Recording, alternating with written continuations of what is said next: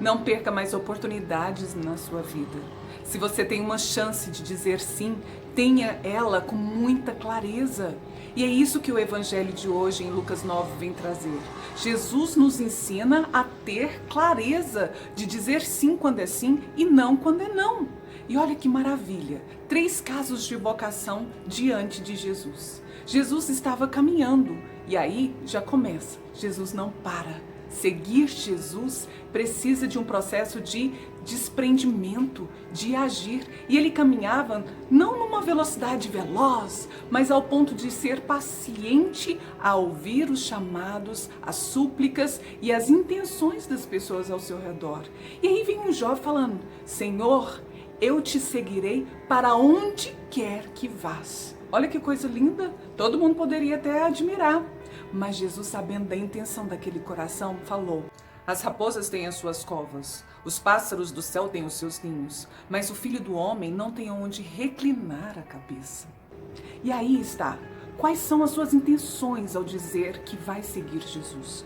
Qual é a sua intenção a estar na caminhada com Jesus? Tantas pessoas que estão assumindo esse falso sim, mas com a intenção de poder, de púlpito, de riqueza, de vaidade, de prazeres. E Jesus vem falar: não tem aonde reclinar a cabeça, não tem nenhum conforto. É desprendimento, é desapego. E duvide de intenções que estão voltadas a outros interesses, que não seja servir ao reino de Deus. Servir em caridade, em amor, em altruísmo, em gratuidade. No outro caso de vocação, vem e Jesus chama: segue-me. Gente, olha que lindo. Existem pessoas que são escolhidas. O primeiro ele se dispôs, no segundo ele foi escolhido. Só que olha a resposta dele: Senhor, mas primeiro permita que eu vá enterrar o meu pai.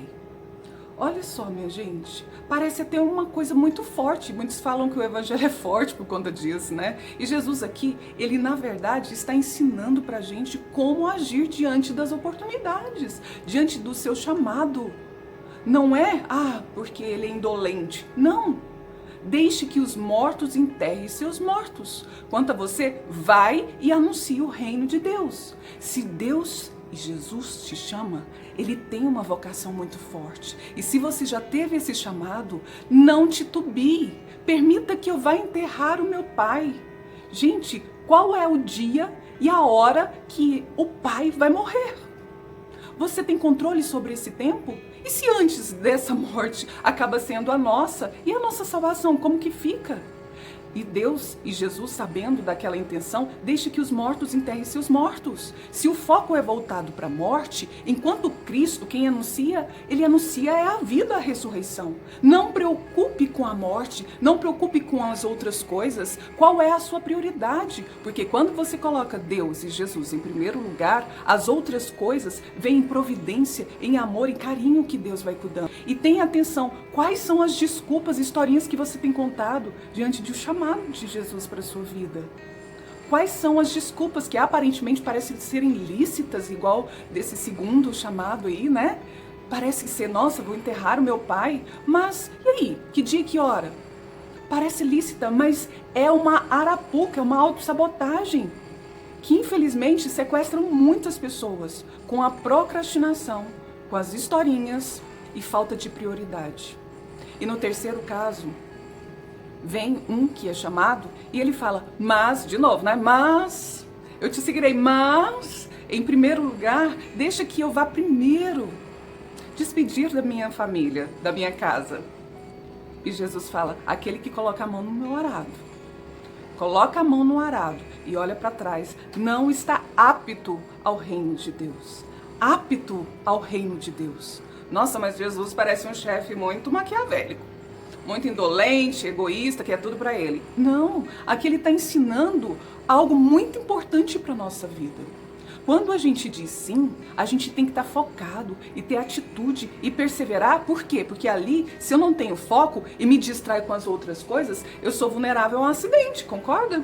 Voltar para despedir dos meus entes, da minha família, infelizmente, tem muita família disfuncional, que diante de um chamado de Deus, diante de algo que Deus te convida a fazer, a anunciar ou algo de alguma oportunidade, essa família vai agir com afetividade disfuncional, vai chorar, vai fazer drama, vai sugerir, vai criticar, falando que agora você está virando uma freira, está virando um padre ou alguma coisa nesse sentido, e criticando, e dependendo da afetividade, se não está madura ainda no coração, você fica sequestrado dessa afetividade disfuncional e não dá passos concretos para caminhar com Jesus, para anunciar o reino de Deus, como é a grande vocação, para amar. Então, minha gente, como é que é isso na nossa vida? Todas as missões e compromissos que a gente precisa assumir, todas elas passam. Qual que é a sua intenção? Você tem clareza disso? Quais são as prioridades na sua vida? Quem está em primeiro lugar? Você está contando historinha, mesmo que ilícita, mas são historinhas para procrastinar? Algo que é muito importante na sua vida? E quais são as distrações que têm roubado, sequestrado você de dar passos concretos para construir o que você precisa fazer? Ah, Marla, mas e aí? Apto ao reino de Deus? Jesus aqui não está escolhendo, descartando as pessoas. Muito pelo contrário. Se você não está focado, colocou a mão no arado e não foca, você está distraído, algo vai se perder. Se você ficar olhando para trás, como é que você vai conseguir ir à frente? Não tem como. Você vai acabar voltando. E é isso que Deus está orientando para a gente. Deixe esse passado, deixe algo que tem te escravizado, a sua vida pregresse de pecado, para que você possa, livre como uma nova criatura, dar passos concretos para a sua vida nova. Imagina um exemplo, minha gente. Uma pessoa que quer casar, né? Eu decidi casar. Beleza. Uma vida nova. Mas aquele que fica olhando para o passado, olhando para trás, ele não está apto ao casamento. Como assim, Marla? Eu vou casar e eu fico olhando para a minha vida pregresse, de boemia, de solteirice, das amizades, dos vícios, ex-namorados, ex-namoradas. E aí eu tô casado, ficando vendo tudo isso para trás. Não está apto ao casamento. Ainda está muito vinculado à sua vida pregresse, à sua adolescência. Casamento exige responsabilidade e não distrações. Deu para entender? Estar com Jesus também é desse jeito. É uma aliança, é um casamento que a gente precisa ter e ter responsabilidades com o que já foi da Marla pregresse, do que foi a sua vida pregresse, mas se eu ficar olhando para ela o tempo todo, eu não consigo ser essa nova criatura. Assim como Maria Madalena, se ela tivesse voltado para os bordéis da vida, ter convivido com as emoções pregresse, com a vida de prostituição, com todas as pessoas ali, com dinheiro e tudo mais, ela teria muita dificuldade. E é isso que ela fez. Ela disse não ficou olhando para o passado. Ela seguiu em frente e caminhou como discípula amada de Jesus. Assim também foi como Paulo. Paulo, em conversão, ficar tendo um olhar para a vida passada dele como Saulo. Por isso até a mudança de nome. E é isso que Deus hoje vem nos mostrar. Diante das oportunidades que a gente tem, do seu chamado, segue-me. Qual é a resposta que você vai dar? Senhor, eu te seguirei. Aonde quer que vás? Que você possa dar essa resposta a Jesus, mas com essa clareza, com uma reta intenção, com prioridades na sua vida, sem distrações, com uma vida nova, tanto para caminhar com Jesus, anunciando o Evangelho, a palavra de Deus, o amor como testemunho vivo, sem apego nenhum, material nem afetivo, e você possa realmente, diante desse caminhar, ter um reino de Deus abençoado aqui na terra. Conquiste isso através dessa liberdade de ordenação. Não perca mais oportunidades na sua vida. Ordene todas essas intenções para que você possa dar um sim concreto, firme e alicerçado na rocha. Em qualquer oportunidade na sua vida, decisões fortes, passe por esses checklist desse evangelho de hoje e você terá muito mais concretude para a resposta certa em sua vida.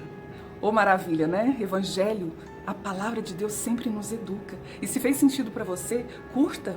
E se tem pessoas que precisam ouvir essa palavra, compartilhe. Vamos anunciar o reino de Deus. Esteja apta a esse sim. Da sua casa, no smartphone, aonde você estiver, é só fazer um clique que você está fazendo a sua vocação, esse chamado, segue-me, acontecer. Deus abençoe a sua vida abundantemente.